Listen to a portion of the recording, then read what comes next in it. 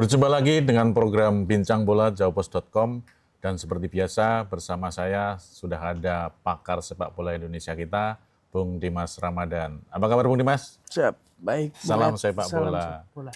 Bung Dimas, kompetisi tertinggi sepak bola Indonesia sudah digulirkan. Betul. Musim baru. Musim baru. Dan baru. bisa dikatakan banyak hal baru di Liga Indonesia pada musim 2005-2006 ini. Betul. Mulai dari namanya baru, kemudian peraturannya juga baru, regulasinya baru, kemudian bahkan ada beberapa hal terkait dengan peraturan-peraturan yang pemain asing ya misalnya. Betul. Itu juga baru. Itu pemain asing baru. Bisa jelaskan Bung Dimas, seperti apa sih hal yang baru di Liga Indonesia musim baru ini, termasuk juga hadiah dan kontribusi bagi peserta? Ya, jadi memang untuk Liga baru ini seperti sebelumnya udah ramai, PT Liga Indonesia Baru selaku operator tuh sudah menetapkan ganti nama ya. Secara perusahaan masih, tapi dia ingin branding dirinya sebagai I-League dan liganya juga bukan lagi Liga 1 seperti yang sudah dari 2017 ya. Sekarang tuh namanya jadi Super League. Ini kayak balik ke zaman sebelumnya ya. Dulu sebelum Liga 1 kan ingat sempat kita bilang Superliga ya? Iya, Liga Super kita ya? Liga Super, Liga ISL Super ya? kan waktu itu, Indonesia Super League ya. Dan sekarang hanya Super League, jadi nama baru tapi sebenarnya nggak baru-baru banget karena kita pernah memakainya ya. Pernah pakai ini. Dan ya dengan nama baru itu tentunya dengan perubahan-perubahan baru juga dilakukan oleh PT LIB. Kayak sekarang untuk regulasi formatnya ini masih seperti musim sebelumnya. 20 peserta? Iya, iya betul. Dengan 2 kali pertemuan ya, double round robin. Jadi home away. Sama seperti pada musim lalu kan ya? Iya betul, sama seperti musim lalu. Dan kemudian dari 20 itu ada 3 tim promosi yang kita tahu adalah Persijap Jepara, PSIM Jogja selaku juara, dan Bayangkara FC. Presisi Lampung yang sekarang pindah ke Lampung. Itu tim promosi, jadi melengkapi yang lainnya ya yang sudah ada. Jadi ini juga jadi musim ke-3 buat Persib nih, misi buat menjuarai. Oh iya, sebenarnya dua kali bertahan. Dua musim berturut-turut dia juara ya. Oke. Jadi ini, dan terus untuk regulasi pemain asing yang paling berasa perubahannya paling banyak, karena sebelumnya itu kan di musim lalu itu kalau 8 ya, 8 pemain asing dan 6 yang masuk DSP dan main bersama di lapangan. Oh berarti dari 11 ya? Enggak, itu yang musim lalu. Musim lalu kan 8. Nah kalau untuk musim ini itu operator membolehkan tiap tim mendaftarkan 11 pemain. 11 pemain asing? Iya, 11 pemain asing dengan masuk DSP itu hanya 9. 9 boleh masuk DSP? Iya, tapi yang bermain bersama di lapangan tuh hanya 7. Jadi artinya ada dari 11 ini mungkin ada sekitar 2 pemain yang duduk di tribun nggak masuk DSP, dan 2 pemain yang mungkin duduk di bangku cadangan. Oke, terkait pemain asing nih Bung Dimas, memang sepertinya memang sebelumnya sempat disorot ya. Iya. Karena boleh membeli atau menggait pemain asing itu 11 pemain ya. Banyak yang bilang ini terlalu kebanyakan kan. Terlalu banyak ya. 11 hampir bisa satu tim sendiri ya. Satu 11-an ya kalau memainkan semua pemain asing. Namun ternyata memang PT LIB yang sekarang jadi I-League itu juga membuat peraturan terkait bagaimana skema diturunkannya pemain asing ini. Jadi hanya boleh 6 yang 7 yang boleh dimainkan secara bersamaan ya. Bareng. Jadi masih mengakomodir juga pemain-pemain lokal ya, masih ada ya. Kalau dibandingin musim lalu nambah 1 lah ya. Nambah 1 kan ya. 6. Kemudian dari 11 ini 7 boleh bermain bersama secara bersamaan. 2 bangku cadangan. Sementara 2 lainnya di tribun. Tidak masuk DSP. Oke, jadi setidaknya masih ada peluang juga pemain lokal ya yang karena memang dari 11 pemain asing ini kalau dilihat memang terlalu banyak ya. Banyak banget, karena kemarin kan juga sempat ramai kan dengan awal 11 pemain asing tanpa ada aturan lainnya ya. Itu menghebohkan lah. Betul. Dan sampai bahkan Ketua Umum PSSI Erick Thohir sampai menyarankan untuk 7 kan. Diiniin akhirnya ya setelah bergulir-gulir prosesnya dan ditetapkanlah tadi 1197 itu. Okay. Karena kita flashback ke belakang dulu, Bung Dimas. Iya. Ketika Liga Indonesia ini resmi berdiri ya, muncul ya tuh secara prosedur setelah dari Galatama ya, tahun 1995 ya, kalau nggak salah.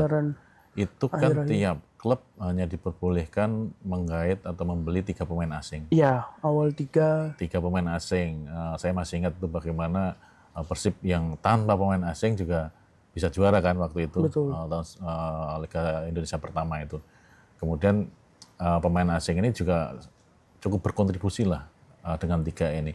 Namun seiring kemudian kan bertambah dan puncaknya nih di musim ini ya dari 2005-2006 11 pemain asing. 11. Gitu. Nah, dari 11 pemain asing ini apakah ada regulasi khusus? Misalnya harus membeli dari Asia, kemudian dibatasi untuk Eropa, dibatasi untuk Amerika Latin atau seperti apa? Untuk musim ini nggak ada. Ini sama kayak musim lalu. Jadi tidak ada lagi tuh kayak aturan setiap tim harus berapa kuota pemain Asia Tenggara, itu nggak ada. Jadi bebas 11 pemain asing bebas dari manapun. Jadi makanya kalau sekarang kalau kita lihat beberapa sudah ada yang udah banyak ya yang punya pemain asing. Kayak Persija misalnya, dia udah punya 10 pemain asing, 9-nya itu dari Brazil. Wah, itu Persija. Terus sambal banget. Satunya itu cuma Ryo Matsumura dari Jepang. Terus ada yang lebih ekstrem lagi mungkin Arema. Ini Arema diam-diam ini udah punya 11 pemain asing dan 9-nya juga dari Brazil, 2-nya lagi itu dari Amerika Latin, Kolombia dan Argentina kalau nggak salah. Jadi memang semuanya udah Amerika Latin nih kalau dari Arema. Jadi memang nggak ada lagi tuh aturan harus regulasi pemain Asia berapa atau Asia Tenggara berapa. Tapi jadi kalau misalnya dikelompokkan nih, terbanyak dari mana pemain asing yang sudah terdaftar dari klub-klub ini?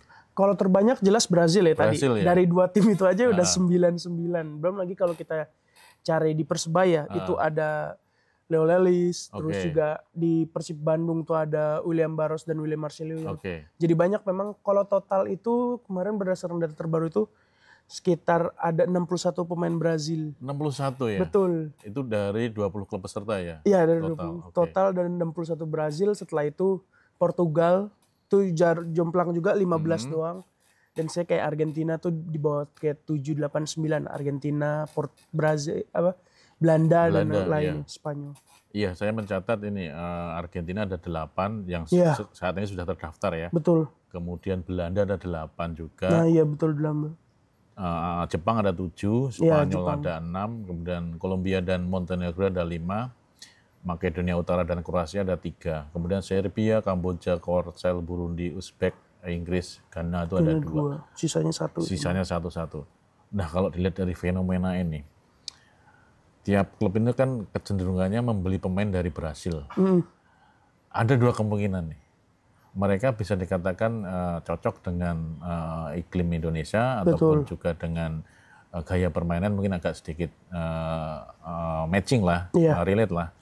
Namun satu lagi mungkin harganya. Betul, nih, harganya mungkin tidak terlalu mahal ya dibandingkan ketika membeli pemain asing dari Eropa. Iya. Seperti itu ya? Iya, karena ya kita tahu mungkin sekarang banyak kayak dari Persija atau Arema datangkan pemainnya mungkin seri B, seri C, kasta kedua, kasta ketiga Brazil ya. Yang selama ini kayak ini dari mana, tapi yang udah banyak pemain dari latar belakang itu justru malah lumayan. Kayak David da Silva, Ciro itu dulunya juga mereka ketika di Brazil ya hanya selevel di seri B dan seri C. Tapi ketika di sini di Indonesia kita tahu sendiri DDS waktu di Persebaya gimana, di Persib. Dan sekarang sama Malut ya baru dan lain-lainnya. Jadi kayaknya memang itu salah satu opsi terbaik kayaknya ya buat manajemen klub mencari pemain asing yang mungkin harganya nggak tinggi tapi mahal, tapi kualitasnya oke. Kontribusinya juga maksimal lumayan ya. Brazil. Nah ini yang menarik karena beda banget ya. Kalau dulu kalau kita ingat mungkin Afrika paling banyak. Ya dulu kan dari mana-mana semua, dari Ngon Ajam, Kayam Bagam semua dari Afrika, tapi tiba-tiba sekarang Brazil nih. Malah Afrika dikit juga ya musim sekarang ini. Kayaknya jarang ya. Jarang nih. Paling hanya kayak PSBS tuh kiper Angola. Terus juga beberapa kayak yang nggak banyak ya tadi seperti kita udah sebutin ya. Dari negara-negara Afrika tuh minim banget. Kayak Ghana cuma 2. Burundi 2. Jadi memang kayaknya kiblatnya udah berubah ya di Indonesia ini. Nah, ini terkait pemain asing memang ada peraturan baru, regulasi baru.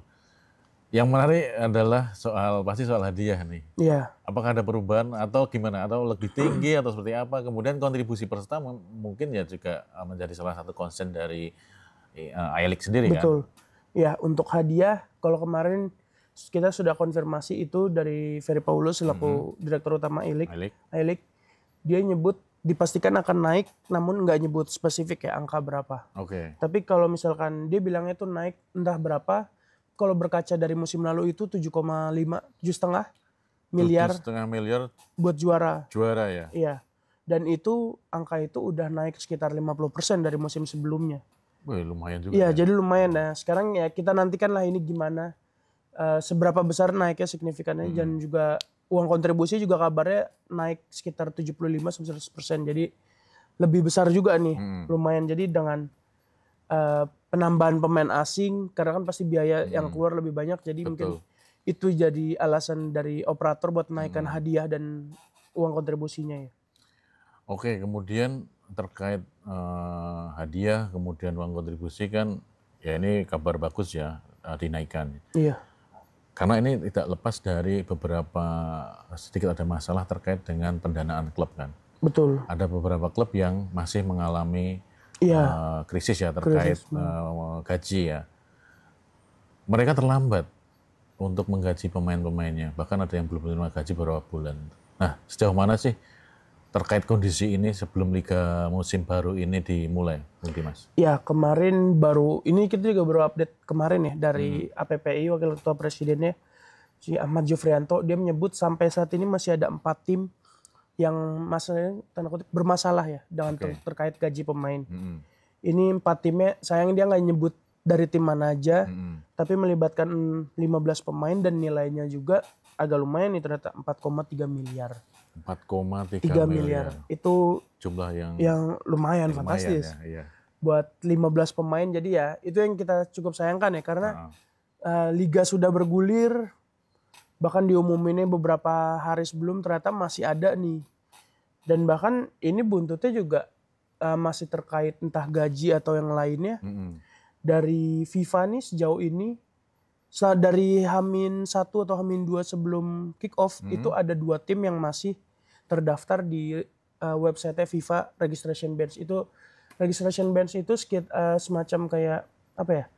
Website yang mempublikasikan kayak transparansi untuk klub-klub mana yang melakukan pelanggaran terkait masalah transfer juga ya? Gaji ataupun kompensasi dan lain-lain. Nah, itu kalau kemarin dari minggu lalu itu sebenarnya ada Semen Padang dan PSM Makassar. Itu mereka masing-masing ada 2 kasus. Saya lupa pasti detailnya mana aja, tapi katanya update terbaru itu Semen Padang sudah menyelesaikan semuanya. Tinggal menunggu dari FIFA-nya lah untuk menghilangkan ya. Konfirmasi dari FIFA. Itu katanya sudah beres. Nah, untuk PSM Makassar tuh sampai H-2 kemarin, sebelum pertandingan itu masih ada 1 kasus lagi yang belum terselesaikan. Itu terkait Wiljan Puim, kompensasi. Sengketa lah, belum ada kata sepakat. Ini juga berdampak buruk juga nih buat PSM, pertandingan merugikan banget. Karena seandainya memang belum juga kasusnya selesai, dia tidak akan bisa mendaftarkan pemain baru. Konsekuensinya seperti apa? Konsekuensinya itu dia tidak akan, jadi kan PSM sekarang sudah merekrut pemain-pemain baru. Tapi kalau tidak selesai sampai bahkan kick off, itu dia tidak akan bisa main 7 pemain itu. Jadi kayak percuma gitu ya membeli pemain baru. Betul. Jadi makanya memang dalam waktu singkat tuh ya PSM mau nggak mau H-2 itu yang harus menyelesaikan agar bisa dimainkan semua kan. Iya, dan memang CEO-nya I-League si Ferry Paulus sudah sempat ngomong juga. Betul. PSM ini memang dalam kondisi yang harus segera menyelesaikan karena ya ancamannya itu tadi ya, iya, tidak bisa 7 pemain dan baru. Mereka ya pasti nanti terpaksa menggunakan pemain lama ya. Iya, benar. Main lama yang masih bertahan. Iya, dan masih dikontrak Kalau yang udah nggak dikontrak kan sudah pergi, makin terbatas tuh squad. Bisa jadi tim yang ada minim kan. Iya, betul. Itu. Ya semoga aja PSM bisa segera menyelesaikan terkait dengan kasus FIFA ban ini ya. Iya, betul. Ya kemudian terkait dengan musim baru ini sorotan pasti akan banyak ada terkait dengan tim-tim yang memiliki potensi besar bersaing di papan atas, termasuk juga potensi bagaimana kiprah tim promosi. Betul. Ya kan? Seperti apa sih tim promosi ini yang ada 3 nih? Iya. Persijap, Bayangkara Persisi, dan PSIM. Betul. Nah, Bung Dimas melihatnya sejauh mana kesiapan 3 tim promosi ini untuk setidaknya yang mereka tidak turun lagi lah. Pasti kan targetnya mereka bertahan kan tentu. di Super League ini ya, tidak turun kasta lagi. Ya, kalau untuk tim promosi ini dari juara mungkin ya, dari PSIM ini sebenarnya cukup matang lah persiapan dengan mendatangkan pelatih baru juga. Pelatihnya, kan dia kalau nggak salah dari Belanda ya, Van Gastel tuh. Van Gastel, sorry ya. Jan-Paul Van Gastel itu dari Belanda, dan pemain-pemainnya beberapa ada yang dipertahankan, juga ada merekrut baru kayak mungkin pemain Liga 2 kemarin Rafinha yang kita tahu mencuri perhatian itu dipertahankan. Oke. Terus sejumlah pemain baru lah ya, ada dari PSIM tuh lumayan ya, melihat. Dan kemarin juga katanya sudah beberapa kali uji coba dan lain-lain. Rasanya mungkin cukup solid, tapi kita nggak pernah tahu ya, karena liga belum dimulai. Betul. Jadi kita harus menantikan dulu nih seperti apa. Kemudian lalu ada Persijap ini juga ini juga pelatih baru, pelatih asing Mario Lemos, dan pemain asingnya juga lumayan banyak. Dia merekrut beberapa pemain asing kayak Sudi Abdillah yang mantan pemain PSIS direkrut, terus juga tadi kiper timnas Angola juga ada, dia rekrut juga. Beberapa pemain asing sepertinya lumayan ya, tapi mungkin pemain lokalnya ini untuk Persijap masih belum sekuat yang lain ya. Khususnya ya kayak PSIM aja tuh masih lumayan timpang. Karena Persijap ini sudah cukup lama ya, tidak naik udah lama banget kasta, ya. Terakhir itu dulu mungkin pernah ada satu pemain dari sana ya, Leo Lelis ini pernah ya? Iya, dia di Liga 2 kemarin. Iya kan, yang akhirnya sekarang main di Persebaya ya. Iya, dan sekarang kembali ke Persebaya ya. Persebaya ya. Karena sebelumnya pernah juga. Iya, ini Persijap memang ya sebenarnya sih cukup mengejutkan ya, tim dari Jepara ini bisa promosi ya, karena sebelumnya memang banyak tim-tim yang kasarannya yang lebih diunggulkan untuk bisa promosi, namun Persijap akhirnya bisa promosi menemani PSIM dan Bayangkara Persisi. Dan saya melihat justru yang persiapannya lebih bisa dikatakan cukup ekstrim ini adalah Bayangkara Persisi ya. Ini bukan ekstrim lagi ya mungkin ya, dengan ya kita tahu mendatang pelatih baru, kan rasa lama, Paul Munster itu dari Persebaya langsung diangkut.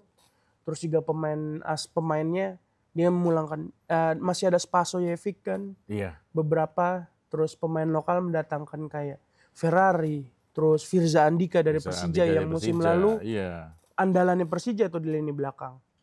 Terus dia juga ada Ardi Idrus dari Persebaya kan, bawaannya Paul Munster. Terus sama satu lagi back Slavko Damjanovic itu juga dari Persebaya juga kan, 2. Jadi memang agak lumayan ya. Terus juga putusan perekrutan pemain asing juga nggak main-main juga nih, karena ada 10 itu ada kayak striker tim naturalisasi timnas Kamboja Andres Nieto, dia itu top skor Liga Kamboja kalau nggak salah. Liga Kamboja ya. Musim lalu tuh 20-an gol, 23 Pak.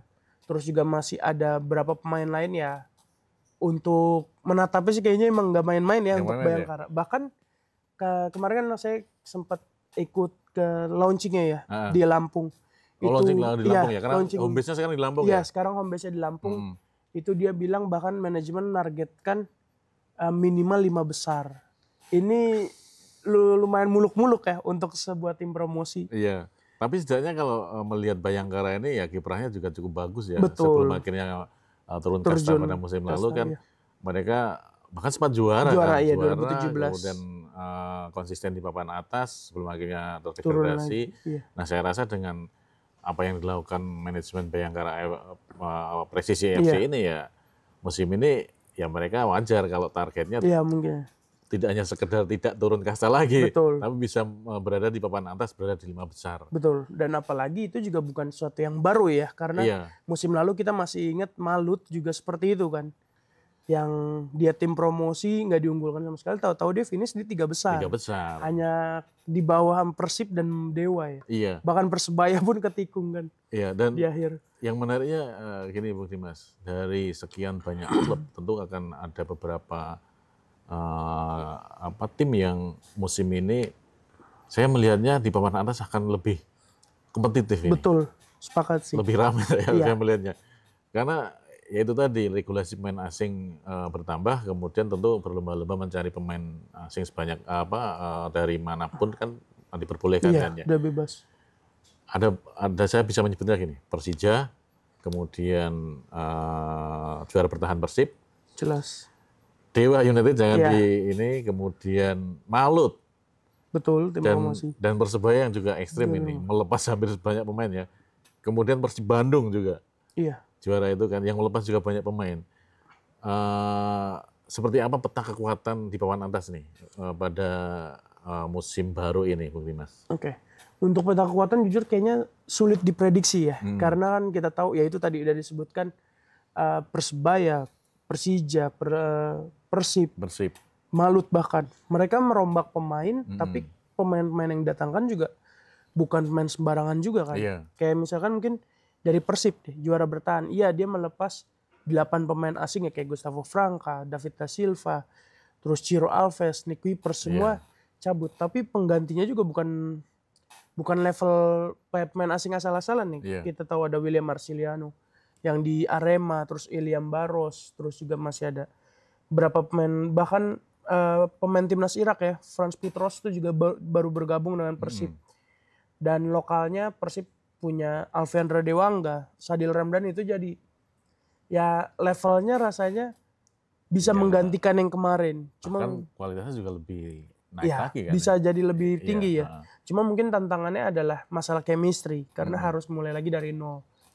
Tapi itu juga bukan cuma Persib doang kan yang mengalami, karena Persebaya yang tadi kita sebut juga melakukan rombak juga banyak kan. Dari pelatih, pemain, Persebaya itu melepas kayak Slavko, Rashid, Flavio itu 3 asing andalan kemarin musim lalu ya. Iya. Itu dilepas. Tapi penggantinya ini ternyata lumayan punya, ada beberapa ya. Ada Risto Mitravski, Dewa United. Iya. Itu palang pintunya Dewa diambil. Terus Milos Rajkovic, Mihailo Perovic. Terus yang musim sebelumnya juga kan ada Gali Freitas ya. Kita lupa itu. Iya. Dari PSIS Semarang. Yang terdegradasi akhirnya dia diambil oleh Persebaya. Itu ya dengan apalagi pelatih baru Eduardo Perez. Kita menantikan sih seperti apa nih racikan dari Eduardo Perez yang dari Spanyol, terus pemain asingnya rasanya ada Balkan connection ya beberapa ini. Iya, kalau dilihat memang bisa dibilang seperti itu. Negara-negara Balkan ya pemain. Ada Demidinov, Risto, kemudian Milos Rajkovic, Mihailo Perovic, kemudian Dejan Tumbas yang musim lalu ya. Betul. Di pertengahan pada musim lalu dibeli oleh Persebaya. Dan ini PR juga bagi Eduardo Perez ya, memadukan Balkan Connection dengan Brazil Connection. Iya, melawannya. Ya tidak mudah kan sebenarnya. Ini yang menarik sih, akan jadi Super League nanti seperti apa. Karena Persebaya mungkin Balkan doang, dia doang ya. Iya. Yang lainnya kan mungkin negara-negara lain. Seperti Persija kan banyak kan. Persija Brazil, Arema Brazil. Dan lain-lainnya juga. Ini yang jadi sejauh mana nih, apalagi Persebaya juga targetnya juara ya. Iya. Setelah musim lalu gagal ya.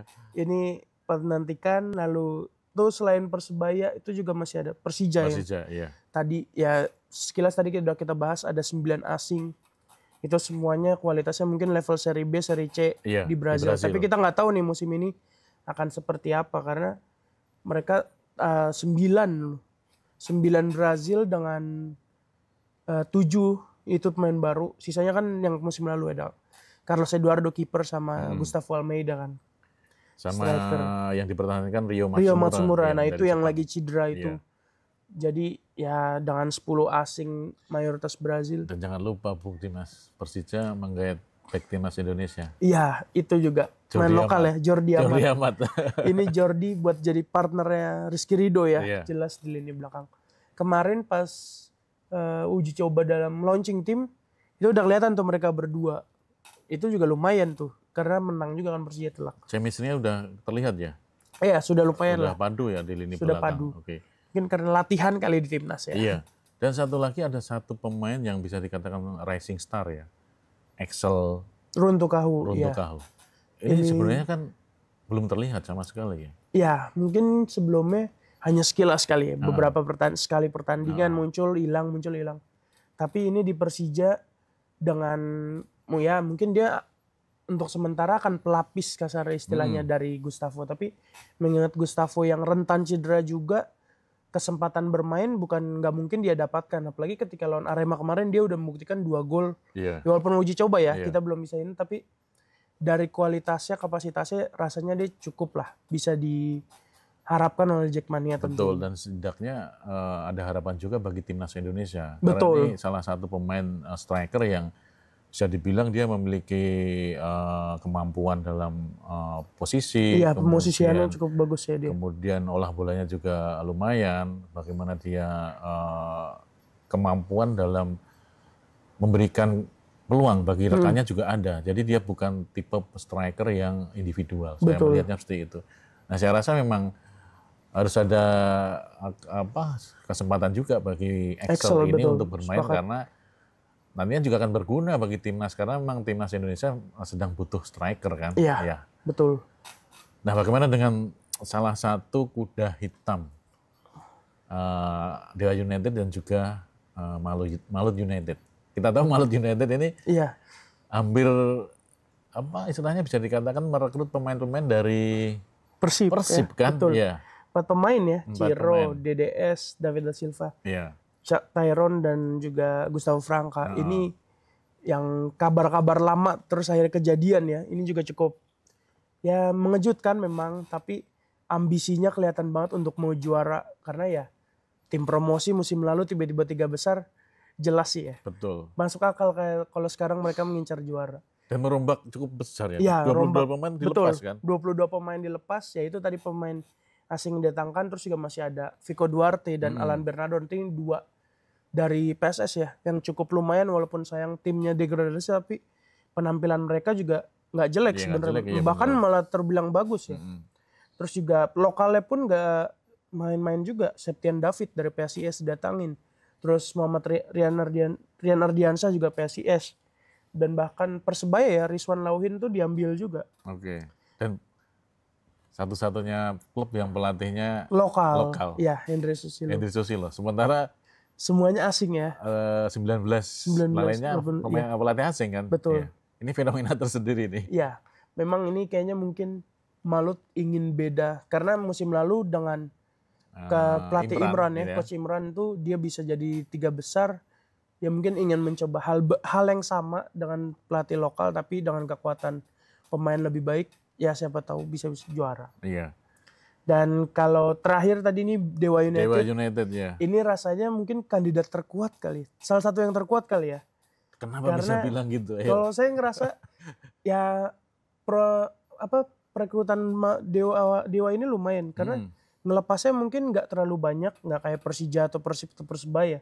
Karena paling hanya Angelo Meneses yang ke Semen Padang, Reva Adi, Risto, dan Novian Dani. Tapi penambalannya yang diganti ini malah levelnya jauh. Rasanya mungkin jauh di atas kali ya. Ada siapa aja? Ada Nick Wipers, ini dari Persib kita tahu juara. Ya. Terus juga Edo Febriansah, ini juga dari Persib kanan juga. Kiri. Okay. Terus juga ada Wahyu Pras, ini dari Malut. Back timnas juga ya. Wahyu Prastio, terus di belakangnya juga masih ada mantan main Malut, Casio Shade, ini yang putaran pertama di Malut, terus Hengkang. Ini juga lumayan juga, kokoh juga di waktu pas di Malut. Oke. Terus ada juga mantan Persija, Akbar Arjunsyah, mungkin jadi pelapis. Terus di lini depannya ini juga bukan main-main, ada Privat Mbarga dari Bali United. Terus ada juga naturalisasi, kita tahu Stefano Lillipali. Iya, itu dari Borneo kan? Iya. Betul. Ditambah satu, ya ini paling mengejutkan ya, timnas, label timnas Rafael Strike. Akhirnya mau main di Indonesia kan? Dan milih gabung Dewa. Ini pemain-pemain ini ditambah dengan yang masih bertahan ya. Kita tahu masih ada Alex Martin, Taisei, Egy Maulana Fikri bahkan. Kipernya siapa? Kipernya masih Sonny Stevens. Iya. Kan? Iya. Terus masih Ricky Kambuaya masih bertahan, terus Taisei Marukawa, Jepang, Taisei Marukawa Jepang, terus masih ada Alexis Mesidoro. Ini mewah banget sih skuadnya, harus diakuin sih. Iya. Kalau dari paparan Bung Dimas, saya rasa memang ya cukup masuk akal. Cukup masuk akal, kandidat ya. Iya, salah satu kandidat sangat kuat bahkan. Ya, dan kualitas pemain ini ya bukan ecek-ecek kan. Iya. Sudah diakui sih. Betul. Musim lalu juga mampu membawa Dewa sampai peringkat dua runner up kan. Iya. Ditambah dengan perekrutan pemain baru, saya rasa ya harus diwaspadai sih ini. Iya, ini. Dan targetnya memang juara ya? Iya, targetnya memang juara ya, udah jelas ya. Karena musim lalu gagal, nggak mau pasti mereka gagal. Pelatihnya sama juga pelatihnya. Pelatih yang sama, Jan Alderich Ring, jadi ya mungkin hanya akan penambahan, nambah chemistry sedikit lah ya, nggak se-ekstrim kayak Persija atau Persib atau Persebaya. Oke, itu mungkin beberapa kandidat ya, harus ya bisa dibilang ya dengan kekuatan mereka, pemain yang mereka miliki, itu paling dalam pacuan paling di depan diunggulkan lah ya, paling diunggulkan lah. Tapi ya kita tidak bisa menutup kemungkinan beberapa klub ya kayak Bali United juga, kemudian tim-tim yang tradisional seperti ada Persik, Arema itu juga bisa sewaktu-waktu bisa mengejutkan juga. Betul. Ya. Nah, sebenarnya ada yang menarik juga terkait dengan pertandingan pembuka nih di Super League musim 2005-2006 ini. Pertandingan pembuka justru bukan tim juara musim lalu. Iya. Tim juara musim lalu kan Persib kan? Betul. Tapi justru Persebaya lawan PSIM ya? PSIM tim promosi. Sebenarnya ini aturannya seperti apa sih, Bung Dimas? Iya, kalau dari penjelasan I-League, Ferry Paulus bosnya, memang sebenarnya tidak ada aturan saklek ya. Maksudnya kayak harus tim juara Liga 1 dan Liga 2 langsung ketemu di di pertandingan pertama. Itu nggak ada. Cuma kalau itu kan sebagai tradisi ya dalam beberapa. Dan kalau kemarin penjelasan Ferry Paulus itu Persib nggak jadi laga pembuka karena kejadian terakhir ketika pertandingan penutup Liga 1 2024-2025.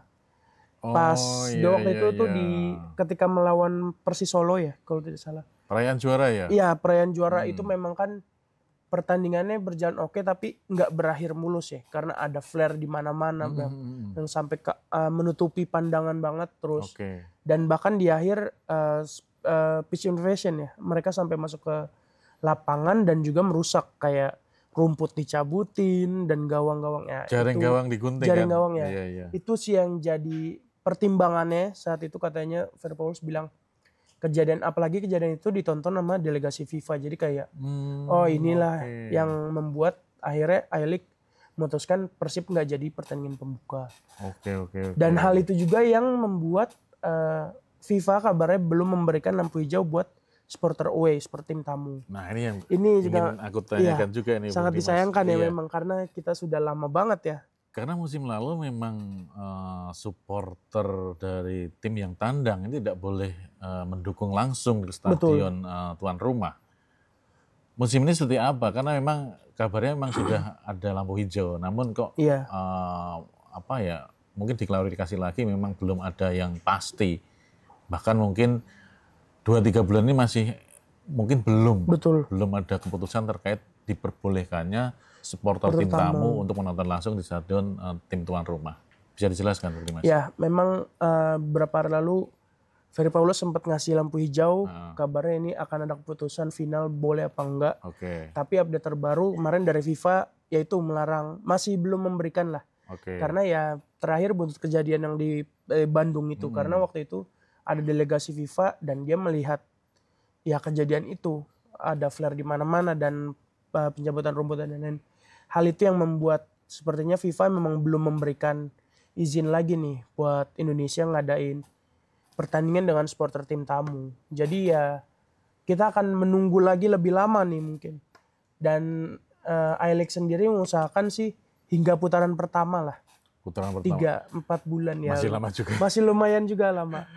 Ya kita harap semoga secepat ada perubahan ya. Ada keputusan final dan ya nonton bola balik lagi kayak dulu.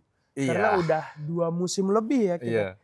nggak merasakan itu. Artinya apa ya? Artinya kita harus berbesar hati dulu untuk tidak menyaksikan langsung tim kesayangan saat bermain tandang ya. Betul. Ya disaksikan kita mungkin bisa lewat layar lebar di stadion sendiri, kemudian bisa nonton langsung bisa di rumah lewat layar kaca. Nah terlepas dari itu, di pekan pertama ini sebenarnya cukup banyak ya pertandingan big match nih. Ada apa aja sih pertandingan di pekan pertama ini, Bung Dimas? Ya, pertandingan pekan pertama ini kan seperti pembuka jelas ada Borneo, Bayangkara. Itu sebenarnya paling pertama ya. Karena mulainya sore di Samarinda, tapi untuk pembukaan resminya itu di Surabaya ya. Yang Persebaya melawan PSIM. Malam harinya ya. Iya. Terus di hari berikutnya Sabtu ini ada Persib Bandung melawan Semen Padang itu di Bandung. Terus ada juga Madura United dengan Persis Solo, lalu juga Dewa United dan Malut. Dua kandidat juara langsung ketemu di awal. Iya. Betul. Itu Sabtu, dan Minggunya ada Bali United dengan Persik, dan Persija dan Persita ini juga menarik karena Persita pelatihnya adalah Carlos Peña ya, mantan pelatih Persija. Dan terakhir itu Senin ada Arema melawan PSBS Biak untuk penutup. Oke, pertandingan pekan pertama langsung disajikan sejumlah partai yang pasti akan menarik. Betul. Layak ditonton semuanya ya. Sepakat. Oke Bung Dimas, terima kasih atas waktunya. Cukup menarik obrolan kita terkait bagaimana kick-off musim baru kompetisi sepak bola tertinggi di Indonesia yang berganti nama menjadi Super League musim 2005-2006. Cukup sampai sekian ini obrolan kami terkait dengan Super League. Sampai jumpa pada obrolan sepak bola lainnya dan tetap setia di program Bincang Bola Jawapos.com. Terima kasih.